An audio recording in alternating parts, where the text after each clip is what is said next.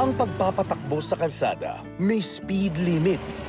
Pero ang paggawa ng kabutihan sa iba, walang masama kung iraratsada. Kaya para sa ilang mga kababayan nating tricycle drivers, ang kabutihan ng puso ang kanilang gasolina para tuloy ang takbo ng kanilang buhay. Patunay dyan ang ilang mga pasahero sa Fairview, Quezon City na nakaranas na ng libreng sakay ni Kuya Sam. Kilala ko si Sam mga 3 years ago pagpasok ko bilang presidente ng TODA. Mas nakilala ko siya nung nagkaroon na siya ng mga libre sakay. Doon ko siya nasimulang, kumbaga naging curious ako sa pagkatao niya. Sabi na paglabas ko, pumunta ako sa tricyclean para sumakay. Papuntang lumungtad sa amin. Tapos hindi ko akalain na siya ang nasakyan ko, si Sam. Ngayon, nung pagdating po namin doon sa lumungtad sa amin sabi niya sa akin, "Nay, isa po kayo sa nalibreng sakay ko." "O sige ka ako, salamat." Sabi kong ganon. "Maraming salamat kung nailibre niyo ako ng sakay. Sa edad ko na to, may naawa pa sa akin na maglibre ng sakay." Sabi kong ganon. Napakabirang driver yung ganon. Alam ko kung paano sila kumita. Sa kanya parang siguro ginawa na rin yung passion, yung pagtulong. Iba yung saya niya, yung muka. Kaya siguro na-enjoy niya na rin yung pagtulong. Biruin mo, nanlilibre siya ng mga tao na katulad kong hirap. Sam, salamat sa iyo dahil isa ka sa naging muka ng West Fairview TODA para magserbisyo. Hindi yung para iniisip natin yung pangunahin na kumita. Kuya Sam, nagpasalamat ba ako sa iyo sa ginawa mong paglibre ng pamasahe sa akin? Dahil malaking bagay po yun sa akin na linibre mo ako ng sakay dahil nga wala po ako talagang pera. Ako po si Samuel Saga Jr., isang tricycle driver na nagbibigay libre sakay.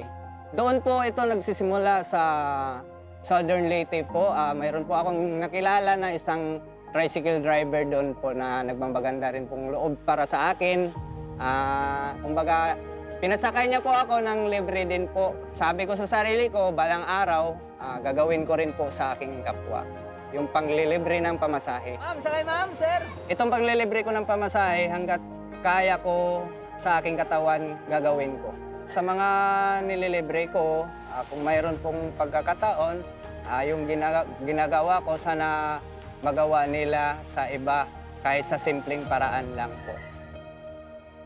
Kung may mga nakalibre ng sakay, ang ilang mga pasahero naman sa Barangay Quirino, Quezon City ang panatag ang loob dahil sa katapatan ng tricycle driver na si Mang Cirilo. Yung anak ko, pumasok siya sa school, nag-tricycle siya mula Anson. Nung nasa school siya, hinahanap niya ang cellphone niya na nawala. So hanapin namin sa bahay, wala. Tapos ngayon, tinawagan namin ng cellphone. Nalaman namin na nasa barangay na dinala pala nung nasakyan niyang tricycle. Si Mang Cirilo yon. Hindi kasi sa kanya daw yon. So kailangan niyang ibalik kung ano yung hindi sa kanya. Napakaliit na bagay para pag-enteresan niya. Kaya pag may mga ganong pagkakataon, hindi man maghanap ang pasahero, siya mismo ang pumupunta dito sa ating barangay para isurrender kung ano man po yung mga naiwanan na yun. Siyempre po, masaya. Kasi marami tayo ngayon na kahit napulot, naiwanan, busang nawawala, hindi na ipinapalik. Pero yung si Mansirilio, nakakatuwa siya kasi talagang pag naiwan sa tricycle niya, dinadala niya sa barangay. Very proud po ako sa kanya, ako at ang aking buong konseho. Siyempre, hindi lang po siguro kami, pati ang aming mga residente. Kasi every time, marami pong humahanga sa kanya. Uunahin ang tao bago yung kanyang karamdaman. Ang mga ganitong tao ay talagang kailangang pamarisan.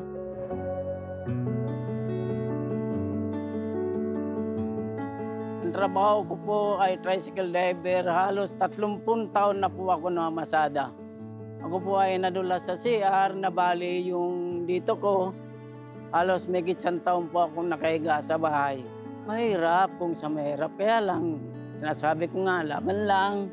Kasi ang gasto sa araw-araw, kailangan talaga. Marami na po akong naibalik.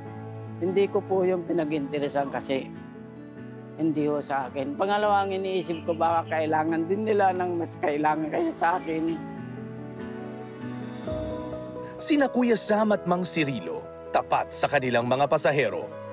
Kasalukuyan nasa ospital ako, pinagdano ko sa Panginoon na wala naman po akong gagawin na masama. Sana buhay niyo pa ako para sa pamilya ko. Ayun, yung mga naiwan sa akin, binabalik ko yung pinagbibigyan tayo ng Panginoon. Gusto kong gumawa ng kabutihan. Ang iniisip ko kasi palagi yung masarap mag-imbak ng kayamanan sa langit kasi mag-imbak tayo ng kayamanan sa lupa. Aanhin natin yung mga material na bagay dito sa mundo kung hindi naman tayo mapagbigay, di ba?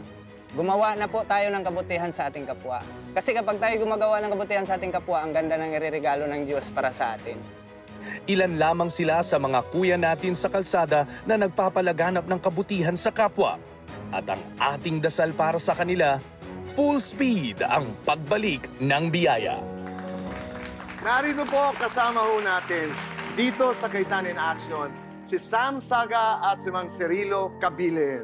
Merry Christmas po! Ang tanong sa'yo, paano mo nalagpasan yung mga panahon na mahirap ipagpatuloy yung pagbibigay mo ng libreng sakay? Pinag-pray ko po lahat sa Panginoon po. Yan. Opo. Alam mo, yun ang mahirap eh. Ikaw na nga yung gustong gumawa ng kabutihan, tapos life happens, tapos hindi mo pa magawa, di ba?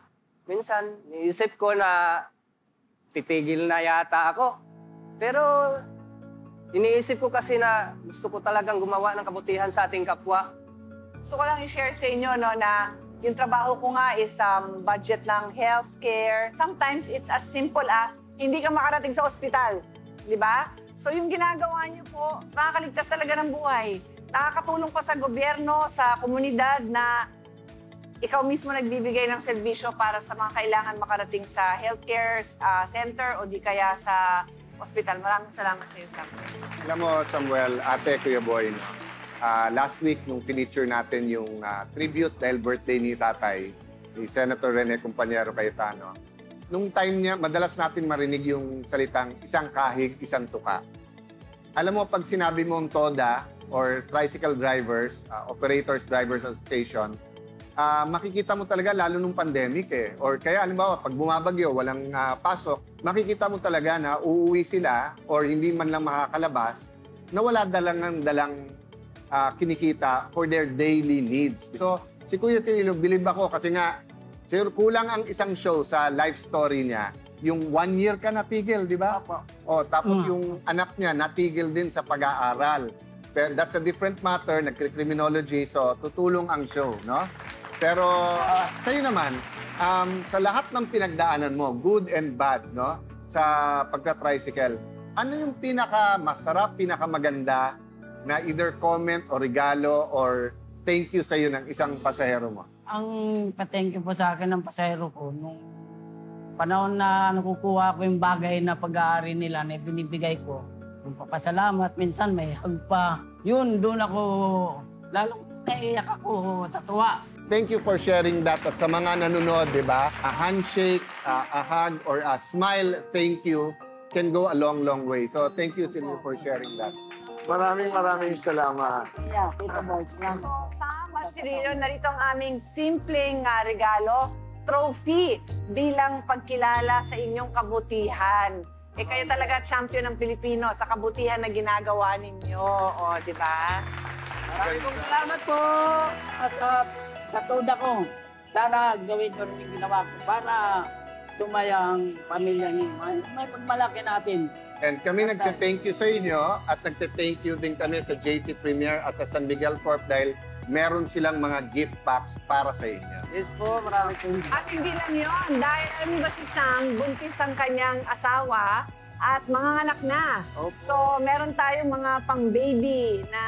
Wow! Maraming pong salamat po. Wala na. Ayan ang aming mga munting regalo mula dito sa Kaitan in Action. Maraming salamat, Sam. Tatay Cirilo, maraming salamat. Gustong-gusto ko ho pag nakangiti ho kayo. Namamasada siya, even if nagre-recover pa siya sa operasyon niya, namamasada siya. Meron tayong dagdag din. So kung meron tayong para sa magiging baby nyo, and God bless you, Sam at yung asawa, kay Kuya Cirilo, meron naman tayong gadget na ibibigay. Salamat po. Salamat po. Maraming salamat. Po. Thank you po. Kuya Sam, Tatay Cirilo, maligayang Pasko po sa inyo. Talagang panalo ho ang mga kwento ng kabutihan ngayong araw na ito. Sa aming magbabalik po ay ipapakilala naman natin ang mga ate at kuya ng komunidad na may mga kwento ng kabutihan na para bang galing sa Olympics ng pagmamalasakit. Huwag po kayong aalis dahil magbabalik po ang Cayetano in Action with Boy Abunda.